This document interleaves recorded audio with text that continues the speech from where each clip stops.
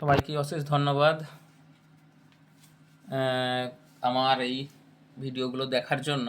এবং অনেক ছাত্রছাত্রী আমাকে কমেন্ট করেছিলে যে স্যার বিভিন্ন প্রজেক্টগুলো এবারের সামার প্রজেক্টগুলো ক্লাস 8-এর করে দেওয়ার জন্য। তাই আমি একটু বাংলা প্রজেক্টটা আজকে করে নিয়ে আসলাম।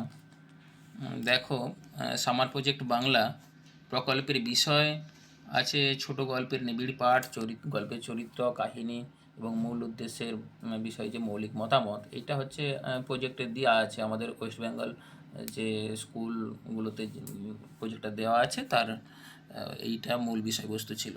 এবার উপকরণ হিসেবে লিখেছি পাঠ্য বই। এটা তোমাদের যে গল্পটা দেওয়া ছিল, যে পরাজয় গল্পটা, তার তোমাদের থার্ড টার্মিনালে পরীক্ষা হবে, ওইটা পাঠ্য বই থেকে নেওয়া।